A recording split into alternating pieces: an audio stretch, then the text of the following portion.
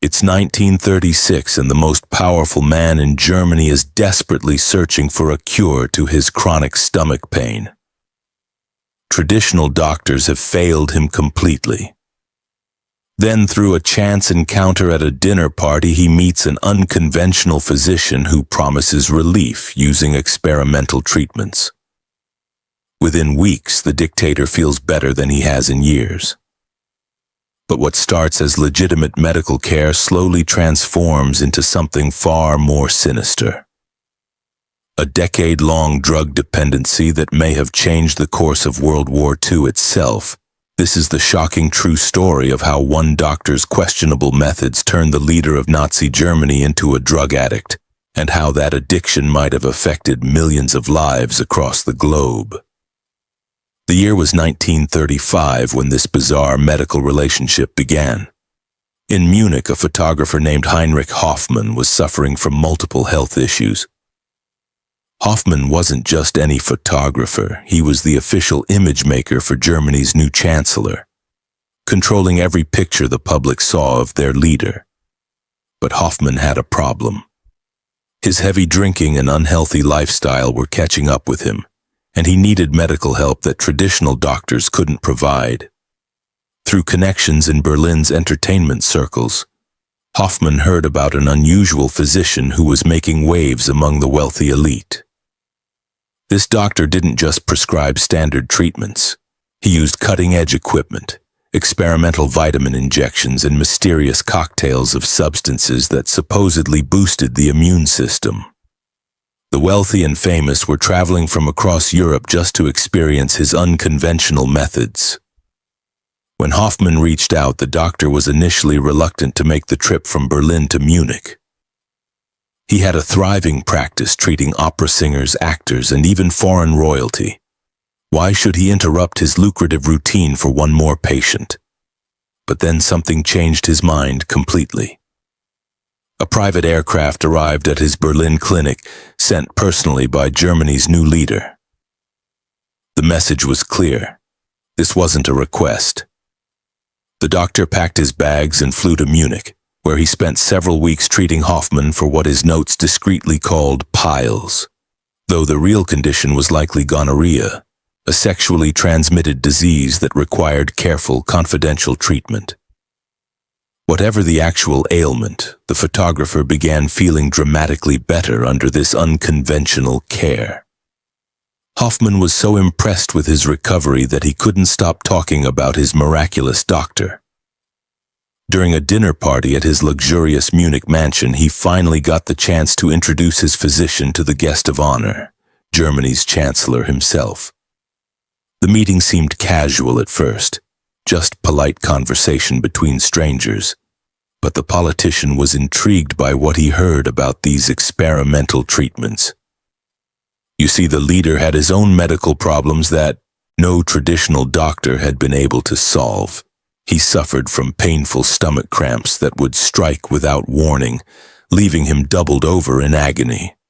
He also had a persistent, embarrassing rash on his leg that wouldn't respond to conventional treatments. When Hoffmann mentioned how much better he felt after just a few weeks of care, the politician's interest was immediately piqued. Within days, an appointment was arranged. The doctor examined his new patient and prescribed a combination of probiotics and vitamin supplements, treatments that were revolutionary for the 1930s. Today we take probiotics for granted, but back then the idea of deliberately consuming beneficial bacteria was almost unheard of. The results were remarkable. The stomach cramps disappeared and the rash began clearing up for the first time in months. The politician was amazed. After years of suffering and disappointing visits to traditional physicians, this unconventional doctor had provided relief in just weeks. Grateful beyond words, the leader made a decision that would change both their lives forever. He offered the doctor a position as his personal physician, with unlimited resources and access to the highest levels of power. This is how Theodor Morell became the personal doctor to one of history's most infamous figures.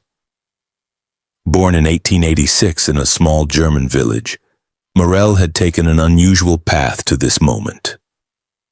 His father was a humble schoolteacher, but his mother came from a wealthy family, providing young Theodor with opportunities that most rural children never had.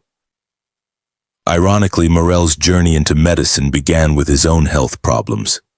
As a child, he suffered from severe stomach cramps that forced him to abandon traditional schooling and learn at home instead.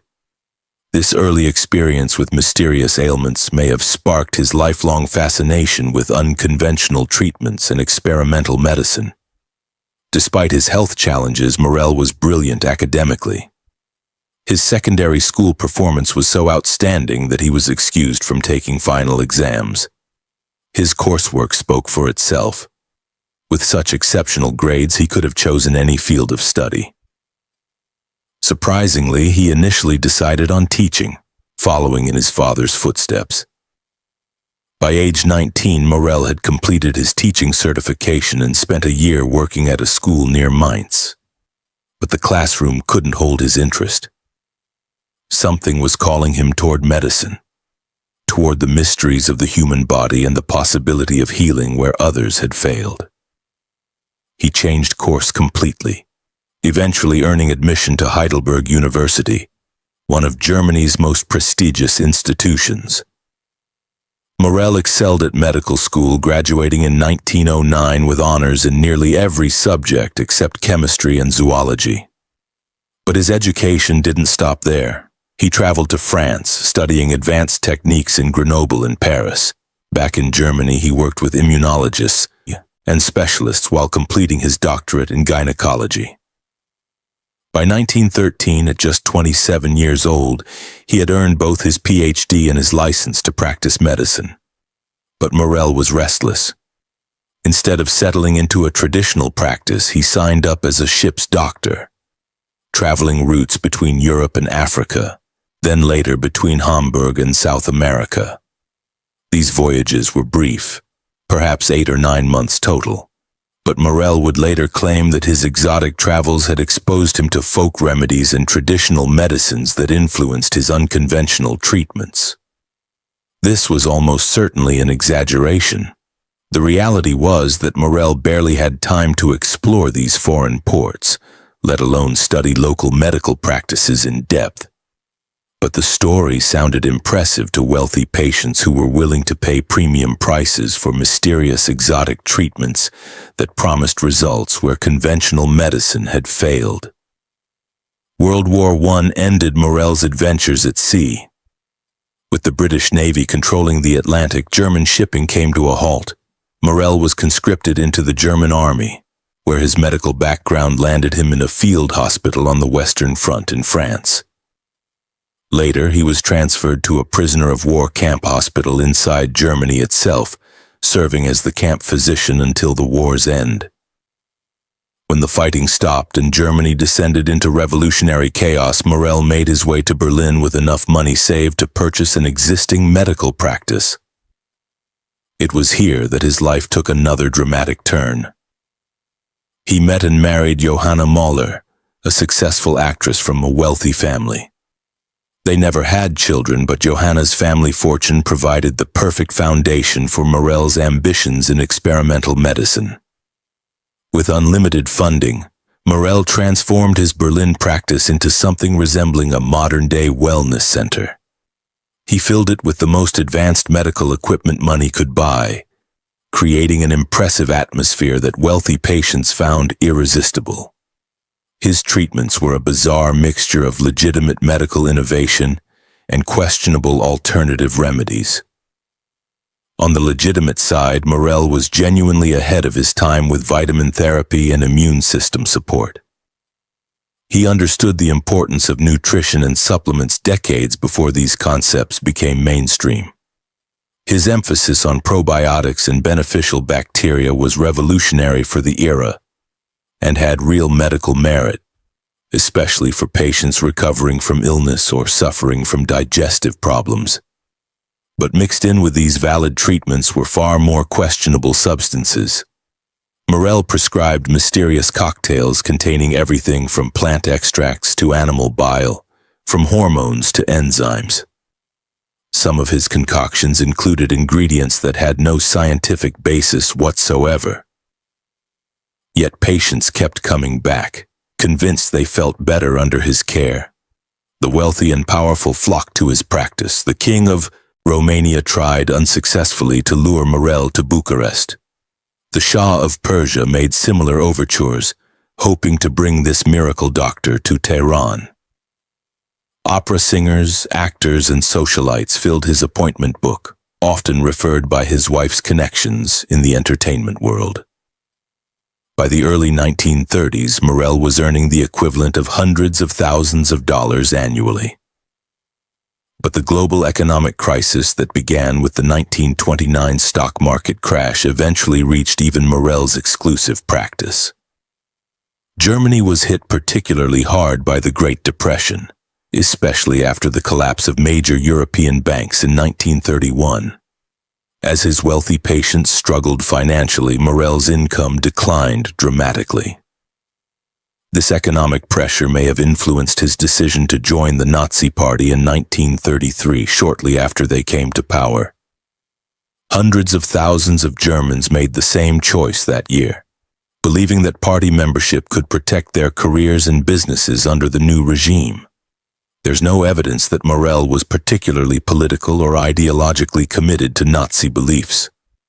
Like many professionals, he joined as a pragmatic career move. The decision proved fortuitous when Hoffmann entered his life in 1936. Through his connection to the photographer, Morell gained access to the highest levels of Nazi leadership. But what started as a straightforward doctor-patient relationship soon became something far more complex and dangerous. Initially, the treatment seemed reasonable. Morell prescribed probiotics for digestive issues, vitamins for general health, and topical treatments for skin problems. These early interventions were successful, building trust and confidence between doctor and patient. But as time went on and the patient's health problems multiplied, Morell's prescriptions became increasingly exotic and potentially harmful. The doctor began keeping detailed notes about his most important patient, whom he referred to in his diary simply as Patient A. These records, which barely survived the war, provide a chilling account of how medical treatment gradually transformed into systematic drug dependency. At first, the medications were relatively harmless. Vitamin injections, digestive aids, and mild stimulants to combat fatigue. But as the patient's responsibilities increased and his stress levels soared, Morell began prescribing stronger substances. Caffeine gave way to amphetamines. Mild sedatives for sleep became powerful tranquilizers and opiates. By the time World War II began, Patient A was receiving regular injections of methamphetamine, cocaine, and various opioids. Morell justified each escalation as medically necessary, but the pattern was unmistakable. His patient was becoming addicted to a cocktail of substances that would be considered extremely dangerous by any modern medical standard. Other doctors in the inner circle began to notice and express concern. They questioned Morell's methods and worried about the patient's increasing dependency on injections and pills. But their warnings fell on deaf ears.